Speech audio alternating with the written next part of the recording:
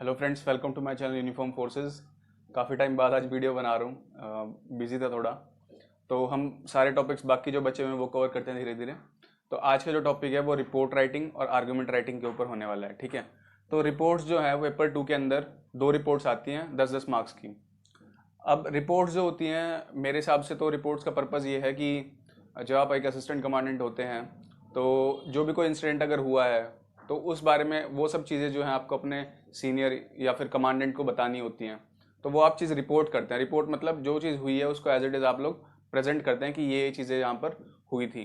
ठीक है, तो रिपोर्ट जो है वो मैंने जो तरीका अपनाया था मैं वो बता रहा हूँ। ठीक है, बहुत सारे कोचिंग इंस्टीट्यूट वाले अपने अपने तरीके बताते हैं, तो जो भी आपको ठीक लगे आप वो अडॉप्ट कर लेना। तो सबसे पहले तो ये है कि रिपोर्ट जो होती है वो हमेशा एक बॉक्स के अंदर लिखी जाती है। तो आप ऐसा बॉक्स बना लेंगे एक, ये मैंने पूरा बॉक्स बना रखा है। ठीक है, उसके बाद क्या होगा, आपको टाइटल लिखना है। अब टाइटल जो है कैपिटल लेटर्स में लिख सकते हैं आप। तो मान लीजिए अल्कोहल बैन है या फिर फार्मर्स प्रोटेस्ट है, तो आप जो है फार्मर्स प्रोटेस्ट ऐसे करके कैपिटल लेटर में लिख सकते हैं और उसके नीचे फिर आप अंडरलाइन उसको कर सकते हैं।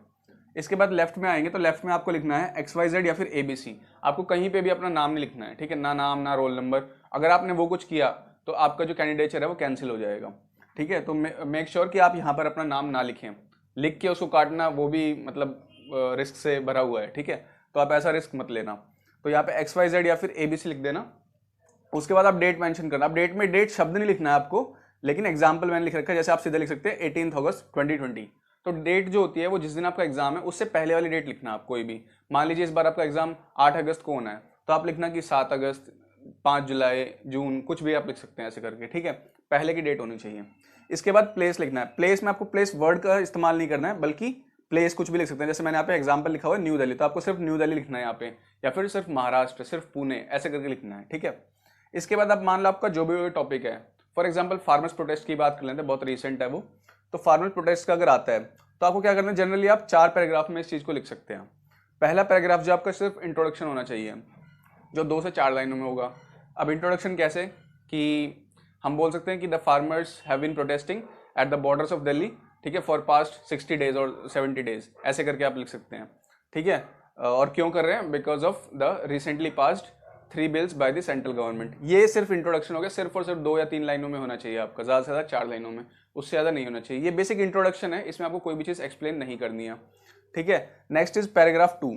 पैराग्राफ 2 में आप बताएंगे जो भी डिटेल्स हैं, इंफॉर्मेशन है, फैक्ट्स हैं आपके पास, वो सभी चीज़ें आपको इसमें मेंशन करनी है। जैसे कि recently the government brought 3 farmers bill. ठीक है, और उस बिल में बोला गया है कि जो जो चीज़ें थोड़े बहुत प्रोविजंस आप बता सकते हैं। उसके बाद आप बता सकते हैं कि फार्मर्स जो हैं वो इन बिल्स को जो है मतलब अगेंस्ट मानते हैं in the interest of farmers. ठीक है, और किस तरीके से फार्मर्स जो हैं वो बता रहे हैं कि ये बिल हमारे लिए बेकार हो सकते हैं, और किस तरीके से वो अपना प्रोटेस्ट कर रहे हैं, कहाँ कहाँ पर कर रहे हैं, कितने लोग हैं, कौन सी जोन में ये प्रोटेस्ट हो रहा है, वो सब चीज़ें आप इसमें डाल सकते हैं, क्या वजह है इनकी। तो वो सब चीज़ें आप यहाँ पे डिटेल्स डाल सकते हैं। ये करीब 6 से 8 लाइन्स आपको इसमें लिखनी है।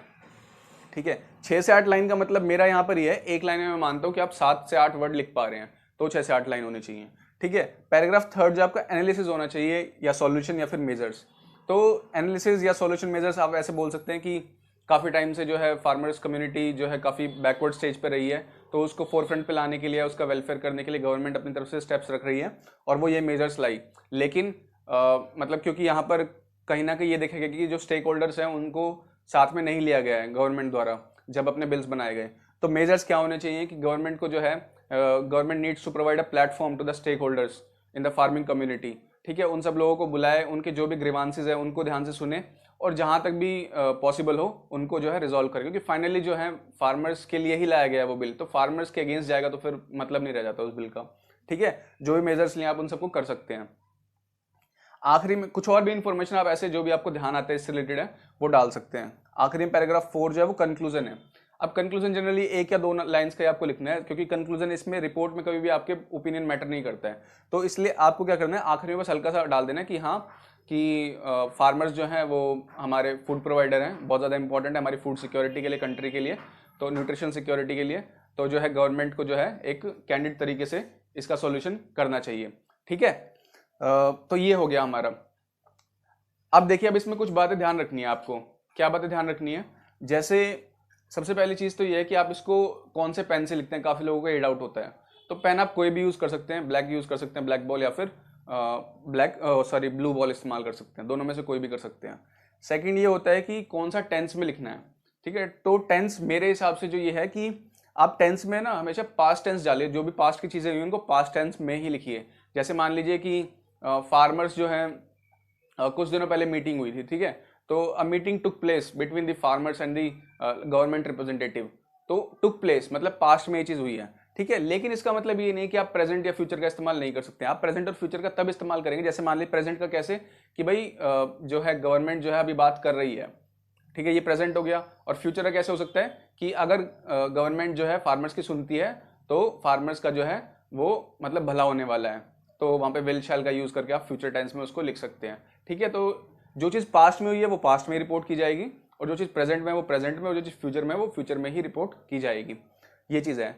नेक्स्ट चीज़ ये है अपनी रिपोर्ट को और ज़्यादा, देखिए रिपोर्ट जो होती है आपकी वो एक क्रेडिबल सोर्स लगना चाहिए कि हाँ आपने क्रेडिबल सोर्सेज से इसको लिखा है और हम इस पर रिलाई कर सकते हैं। जब वो क्रेडिबिलिटी कैसे आती है, तो क्रेडिबिलिटी ऐसे आती है जो आपके सोर्सेज है ना, जब आप उनको कोट करोगे यहाँ पे, फॉर एग्जाम्पल कोई भी रिपोर्ट है किसी भी गवर्नमेंट की या फिर किसी इंस्टीट्यूशन की, ठीक है, जैसे कि वर्ल्ड बैंक की डाल सकते हैं आप, ठीक है, या फिर सीपीसीबी की कोई रिपोर्ट है। इस तरीके से बहुत सारे इंस्टीट्यूशन है, यूनाइटेड नेशन है उसकी कोई रिपोर्ट है, कोई इंडेक्सेस हैं, उनको आप कोट करें कि according to the like United Nation index of this and that, और ये पर्टिकुलर बात है यहाँ पे, आप ऐसे करके डाल सकते हैं रिपोर्ट में, ये चीज़ डाल सकते हैं। इसके बाद आप डाल सकते हैं कि एक्सपर्ट कम्युनिटी जो है, जैसे मान लीजिए एनवायरनमेंट के ऊपर कोई रिपोर्ट है, या यहीं पर लगा लें तो फार्मर्स के भी कुछ साइंटिस्ट होते हैं, एक्सपर्ट्स होते हैं, तो according to the experts of आप डाल इफ्प्री डाल दीजिए, ठीक है, इंस्टीट्यूट मतलब इफ्प्री की एक प्रॉपर डेफिनेशन है, वो देख लेना आप। तो इस तरीके से करके आप according to the scientist, according to the environmentalist, ऐसे करके आप डाल सकते हैं, ठीक है। या फिर according to the director of Pusa institute, तो पूसा भी जो एग्रीकल्चर के लिए है, तो उसके डायरेक्टर के हिसाब से या फिर उसके प्रिंसिपल के हिसाब से जो है ये बात बोली गई है। तो ऐसे करके आप डाल सकते हैं। इससे क्या होगा, आपकी रिपोर्ट में क्रेडिबिलिटी आएगी कि हाँ आप सिर्फ हवा हवा में बातें नहीं कर रहे हैं, बल्कि आपके पास प्रॉपर जो है सॉलिड सब्सटेंशियल प्रूफ्स हैं लिखने के लिए, ठीक है। तो मेरे हिसाब से रिपोर्ट मैंने आपको बता दी है। रिपोर्ट का तरीका यही है, आप ये फॉर्मेट देख लीजिए, उसके बाद जो भी आपको टॉपिक मिलता है उसके ऊपर थोड़ा सा सोचिए और उन चीज़ों को इस हिसाब से लिखना शुरू कीजिए, ठीक है। Ultimately it's about the practice, तो जितना आप प्रैक्टिस करेंगे it will help you better. इसके बाद आता है आर्ग्यूमेंट्स लिखना, ठीक है। तो आर्ग्यूमेंट्स जो होता है वो 20 मार्क्स के आते हैं, 2 आर्ग्यूमेंट्स आते हैं, ठीक है। तो आर्ग्यूमेंट्स में आपको क्या करना है, कोई भी टॉपिक मिला, मान लीजिए टेक्नोलॉजी बून और बेन, ऐसे करके कुछ टॉपिक आ सकता है, ठीक है, या फिर स्मार्टफोन्स जो हैं वो क्या कर रहे हैं, तो उस तरीके से कोई टॉपिक आ सकता है। तो आपको क्या करना है, पहले आपको लिखना है, मान लीजिए पहले आप बना लीजिए फेवर में लिखना चाहते हैं आप उसके, तो फेवर में आप 4 पॉइंट लिखेंगे यहाँ पे, ठीक है। मेरे हिसाब से 4 पॉइंट एनफ है, 4 ज़्यादा से ज़्यादा अगर आप 5 पॉइंट लिख सकते हैं इसके फेवर में आप लिख दीजिए।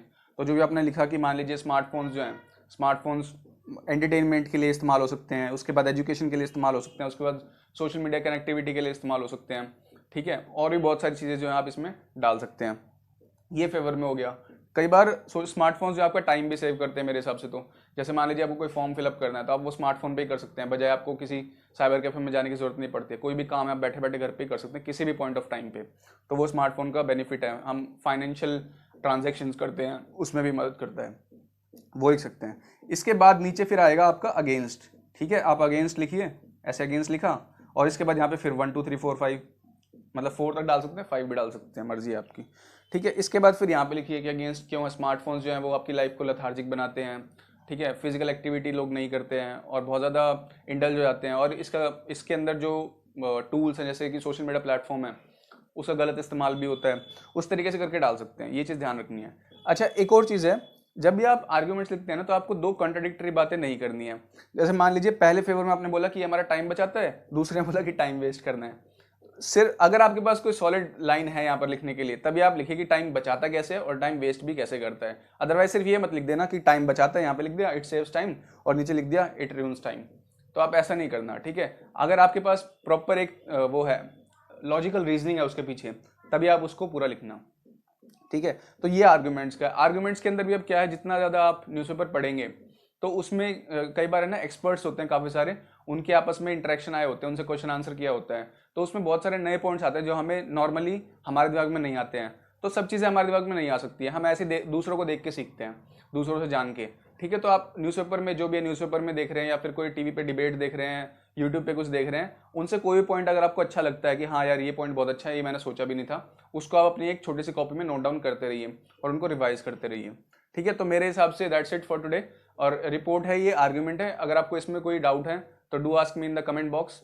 और इसके बाद फिर मैं और भी वीडियोज़ हैं जैसे कॉम्प्रिहेंशन और प्रेसिस के ऊपर, और इसके बाद में कैसे पेपर 2 को हैंडल करना है, प्रैक्टिस कैसे करनी है, कहाँ से करना है। उसके बाद काफ़ी सारे लोगों ने पूछा स्ट्रैटेजी कैसे, अगर सर लास्ट जैसे अभी कुछ 5 महीने रह रहे हैं तो इस टाइम में क्या किया जाए, तो मैं उसके ऊपर भी पूरी कोशिश करूँगा कि मैं एक वीडियो लाऊँ बहुत जल्दी। ठीक है, तो subscribe to my channel and thank you, see you in the next video.